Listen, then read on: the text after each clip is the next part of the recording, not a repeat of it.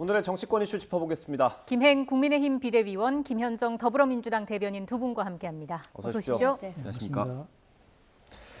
네, 화물연대 파업이 오늘로 12일째입니다. 내일은 민주노총 총파업도 예정이 돼 있고요. 일단 정부 여당에서 오셨으니까 이게 대화 가능성이 없는 겁니까? 일단 법과 원칙에 따라서 하겠다는 것이 정부 입장이고요. 우리 당 입장이기도 하고요. 또 지금 상당히 파업이 소강 상태로 좀 접어들었다. 저희는 그렇게 보고 있습니다. 속속 지금 복귀하고 있거든요. 운전대를 다시 잡기도 하고 저희가 이제 업무 개시 명령 내린 분들 2,500명 중에 문자와 이제 전화를 직접 받은 분들은 각각 그 60% 이상, 90% 이상 이렇게 업무에 복귀하겠다고 이렇게 얘기하고 있습니다. 대변인님은 지금 상황 어떻게 보고 계십니까?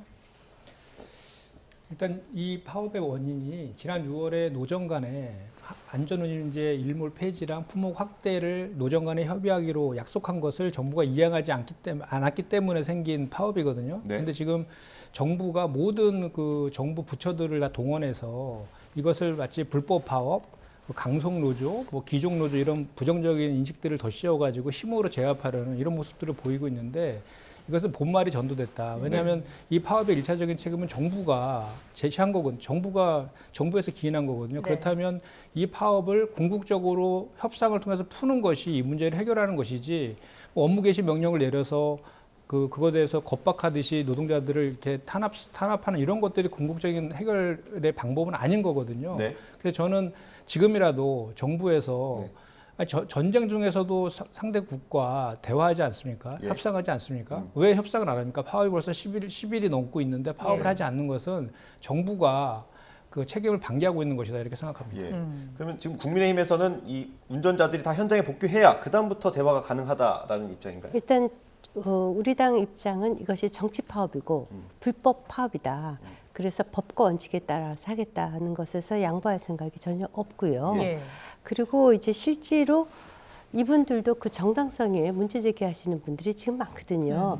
아까 이제 그 정부에서 아무것도 하지 않았다고 하는데 지난 여름에 이미 이제 그 일몰제를 3년 연기하자 이런 얘기도 있었고요.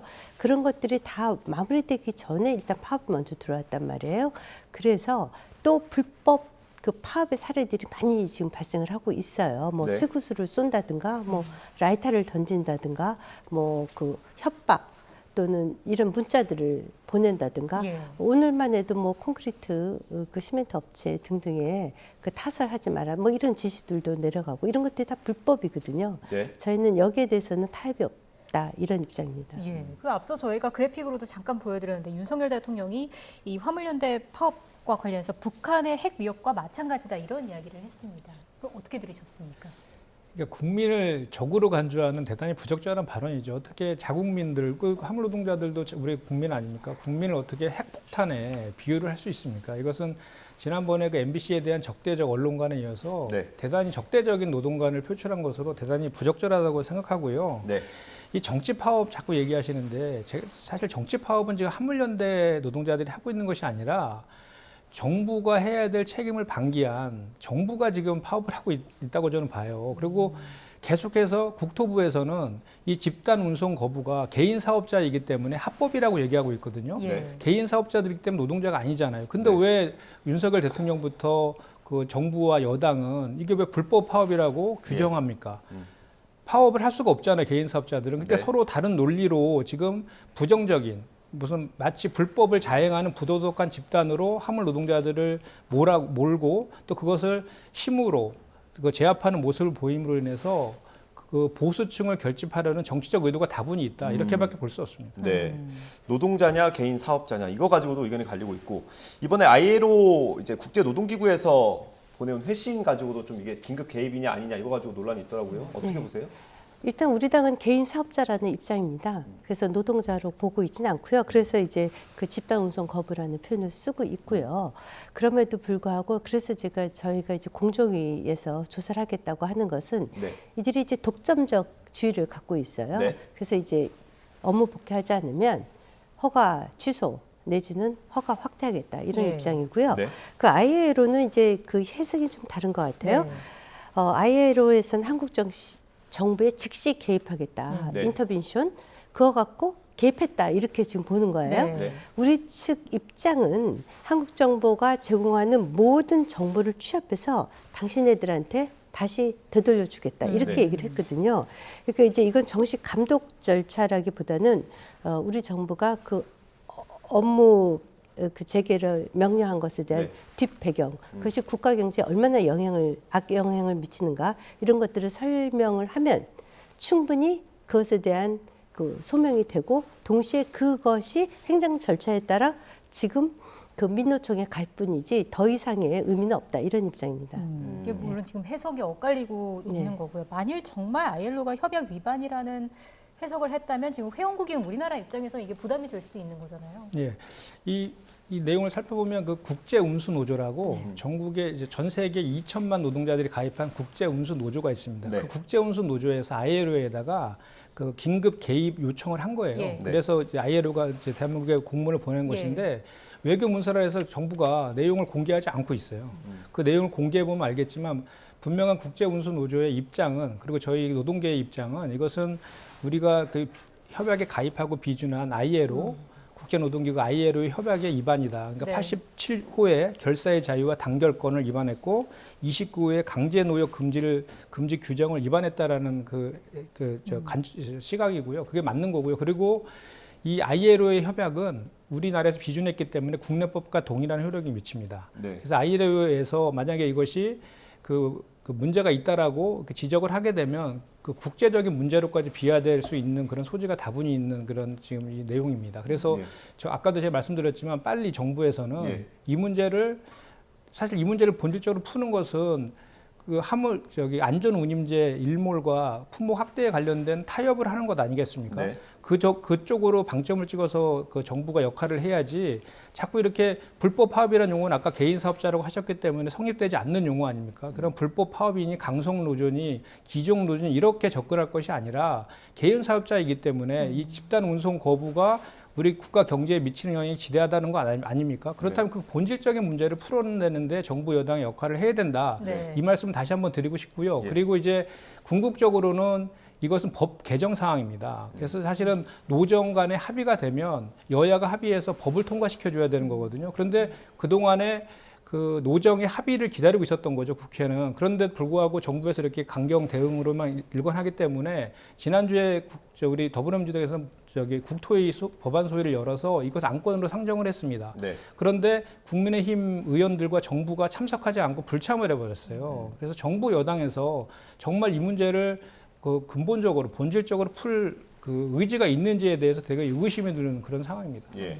그 일단 법안 논의는 좀 먼저 할 수 있는 거 아닌가요? 뭐 몇 년 뒤에 하자 이 정도는 논의를 해놓고. 아니 근데 이게 이제 무슨 문제가 있냐면 일몰제라는 것이 뭐 다들 잘 아시겠지만 굉장히 어려운 것 같지만 어떤 법이 밤이 되면은 해가 지듯이 어떤 법안이 일정 기간 동안 우리가 시행하기로 했으면 일정 기간 지나면 끝나는 것이 맞거든요. 지난 3년간의 일몰제 했었죠. 네. 그랬는데 사실 이제 코로나 사태 등등 때문에 그 효과가 정확하게 입증은 되지 않았지만 화주 쪽에서도 상당한 부담이 됐고 운송비가 굉장히 많이 올라갔다 이렇게 네. 얘기를 하고 있어요. 예. 개인 사업자니까 화주하고 임금 협상을 하는 것이 예. 맞습니다. 예. 지금 그 운송업자들의 주장은 이것을 영구화해달라는 거거든요. 예. 그러니까 평생 최저임금이라고 소위 말하는 임금을 보장해달라 이렇게 얘기를 하는데 그것은 정말 무리가 있죠. 왜냐하면 화주와 차주와 간의 1대1 관계이기도 한데 그것을 정부 쪽에서 나서서 그 국제적으로 또 국내적으로 경제 상황도 굉장히 변동적이고 네. 지금 물류 비용이 엄청나게 증가해서 국가 경쟁력이 떨어지고 있는 상황에서 평생 우리의 최저임금을 보장하라. 최저임금뿐만이 아니라요. 유류비 지원도 있고요. 네. 고속도로 통행료 감세도 있고요. 네. 특히 유류비 지원은 잘 아시다시피 세금을 통해서 반환해 주지 않습니까? 네. 유류 때에 세금이 원액이 많기 때문에 그런 것까지 다 보조를 하고 있거든요. 예. 이것에 대한 실효성은 얼마든지 검증이 가능하다고 생각을 하고요. 그래서 예컨대 개인 택시 사업자한테 우리가 니네 최저임금, 당신네들 최저임금 월 얼마를 반드시 보장해 이렇게 할 수는 없거든요. 그 부분이 저는 관건이라고 저도 한 생각을 말씀만 해요. 좀 덧붙이면요. 네.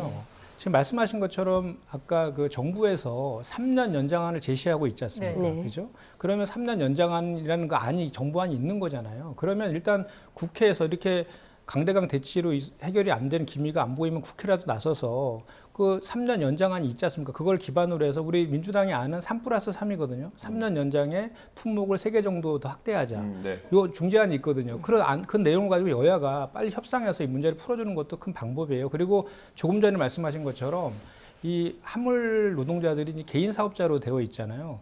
그 문제 때문에, 그러니까 그동안에 화물 노동자들이 실질적으로는 노동자성을 가지고 일을 하고 있는데 개인 사업자 신분인 거예요. 서로 이제 안 맞는 측면이 서로 있어서 이 특수고용 노동자라고 하거든요. 그래서 노동자성을 인정해달라는 요구를 계속해서 정부 해왔는데 정부가 그동안 허용하지 않았던 거예요. 예. 그래서 이번에 지금 국회에서 우리 민주당에서 처리하고자 하는 그 이제 소위 노란봉투법이라고 하는, 저희는 합법 파업 보장법이라고 얘기하는데, 그것이 바로 노조법 2조와 3조의 규정을 좀 확장시키자는 건데, 바로 이런 화물자동차 노동자들 같은, 그러니까 특수고용 노동자를 인정하자. 그리고 원청도 좀 사용자를 인정하자. 이런 내용들이 들어가 있는 거예요. 그래서 지금 김영 비대위원께서 말씀하신 것처럼 그 노란봉투법을 또 여당 반대하고 있잖아요. 예. 그거를 여야 간에 합의해서 처리한다라고 하면 지금 말씀하신 것처럼 화주와 차주 간의 노사 관계로서 협상을 통해서 운임 같은 걸 정할 수 있는 그런 기초가 되는 것이죠. 근데 지금 현재 상태에서는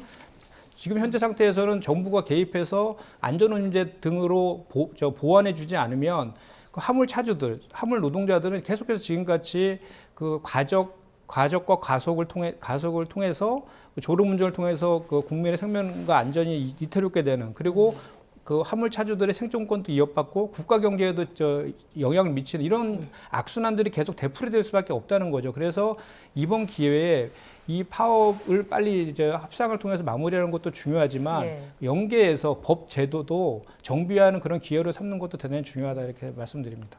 그것과 관련해서 조금 말씀드리면, 화물 노동자들은 뭐 특수고용 노동자라고 얘기할 수 있을지 모르겠지만 뭐 기본적으로 자영업자들이에요.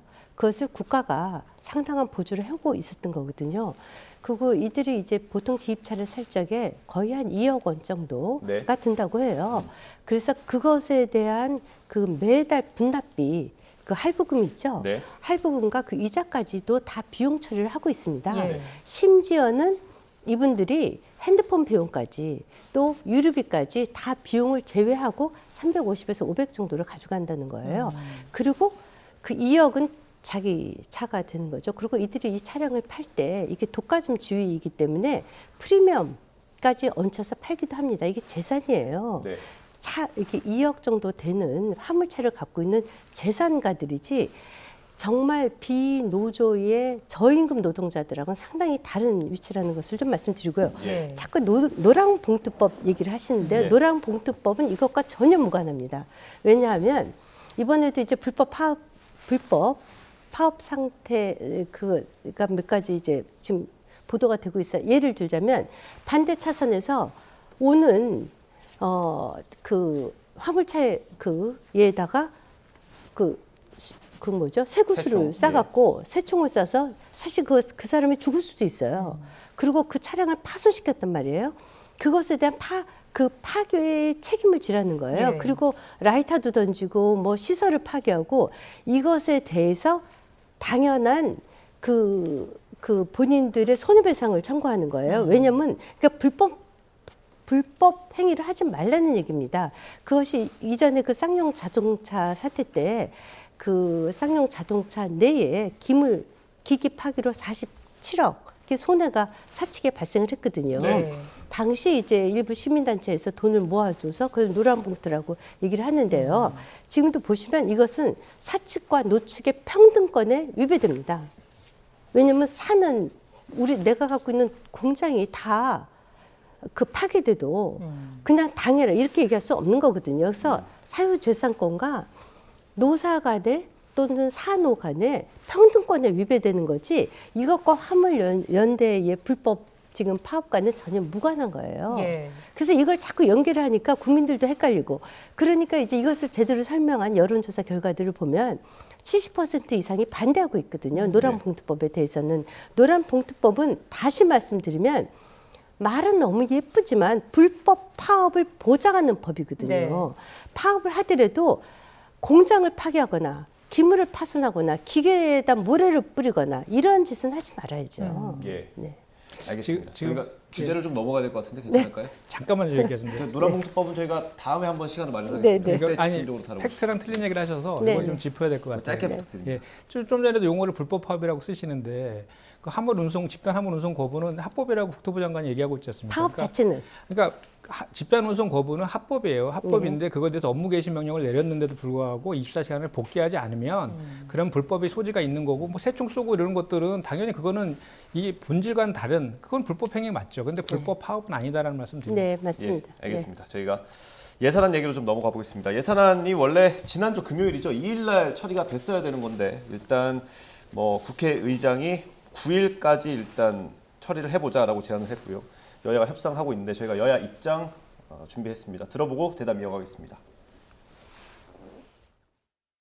수적으로 저희가 열세기 때문에 무슨 방법이 없습니다. 이렇게 되면 예산안에 대해서는 그냥 처리가 안 되겠지요. 정부의 동의가 있어야 되잖아요. 탄핵까지 갈 수도 있을 거라고 저는 보고 있습니다. 그 이유는 지금 현재 이재명 대표의 사법 리스크가 상당히 현실화되고 있잖아요. 그렇기 때문에 방탄이라고는 측면을 우선 좀 고려하고 있는 거 아닌가.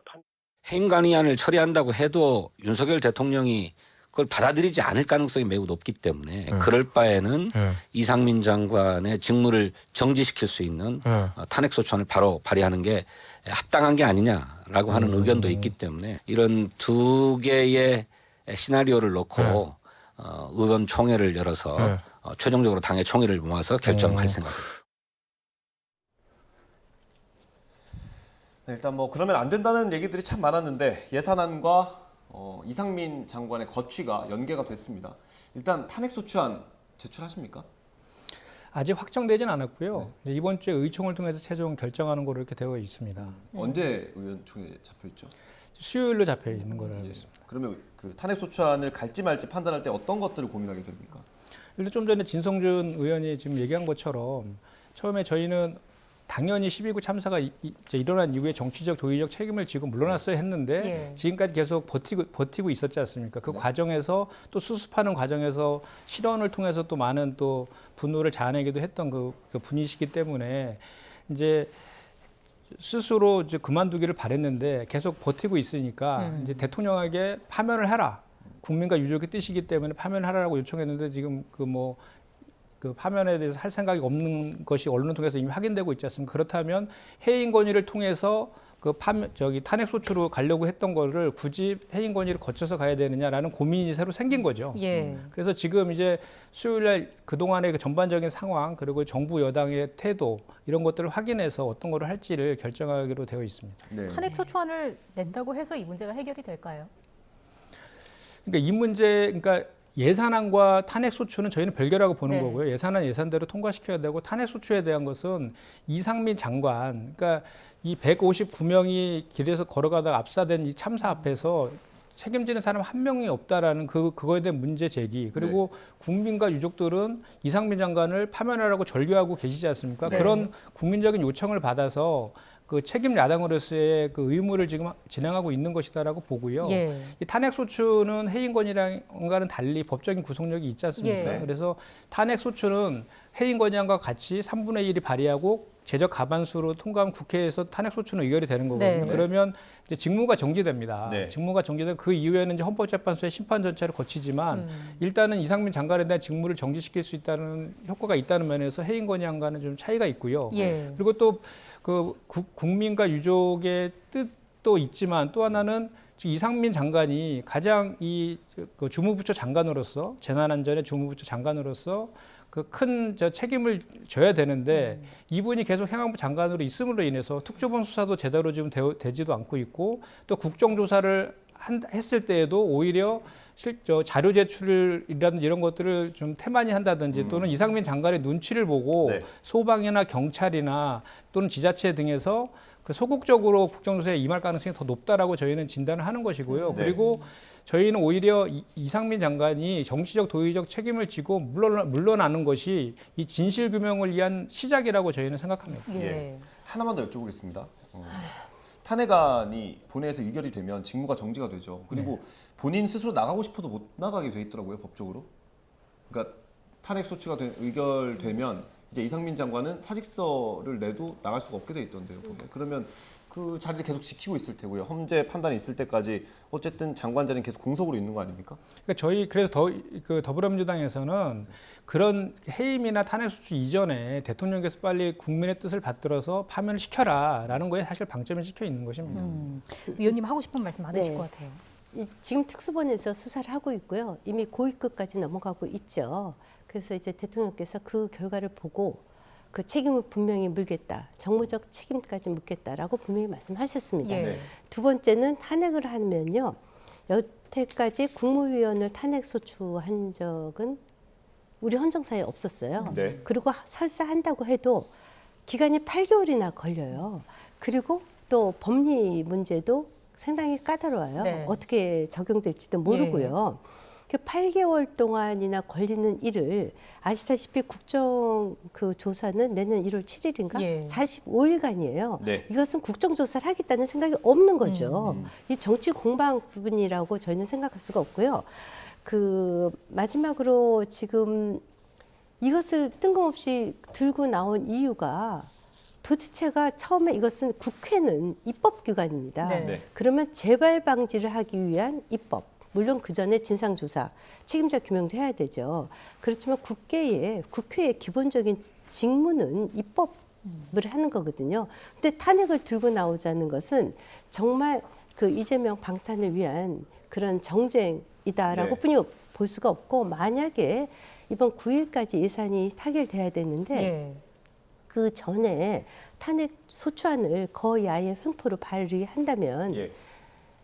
이제 예산안은 물 건너갔다고 그럴 생각이 없다고 보는 네. 거죠. 저희는 야당이 예산안을 9일까지 그 해결할 생각이 없다. 이렇게뿐이 해석할 수 없습니다. 근데 그건 왜 그렇습니까? 탄핵안이랑 예산안을 굳이 이렇게 같이 생각해야 됩니까? 그냥 저희가 탄핵안을 받아들일 수 없다. 네. 일단 그 전에 대통령께서 해임안을 내면 예. 거부권을 행사하겠다 분명히 말씀을 드렸거든요. 그 탄핵 소추안이 안 되는 이유에 대해서도 구구절절히 말씀을 드렸어요. 그럼에도 불구하고 그것을 발의를 하시고 소추를 하시겠다고 하시면 이것은 예산을 하겠다는 생각이 없다. 진정성이 없다라고 볼 수뿐이 없죠. 그 예산안이 더 중요하고 필요한 건 사실 정부 여당 아닙니까? 네.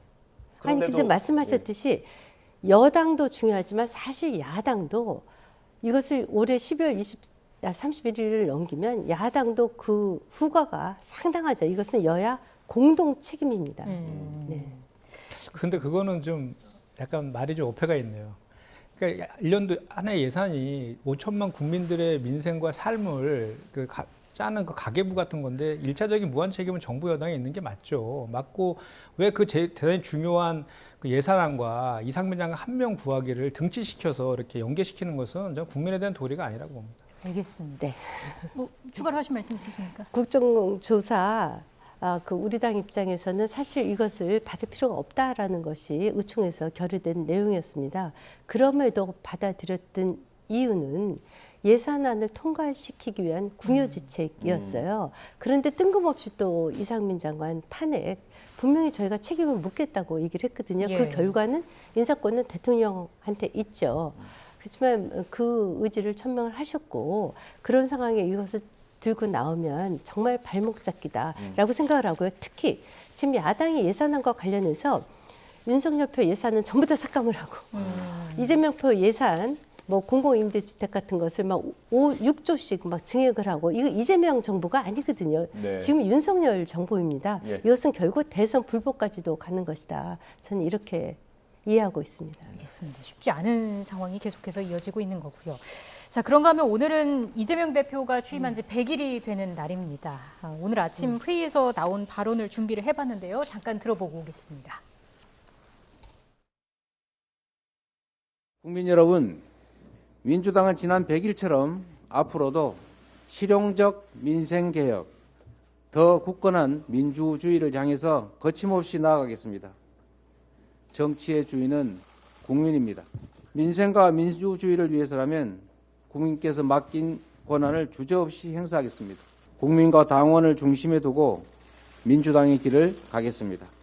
멈추지 않고 민주당의 새로운 역사를 계속 만들어 가겠습니다.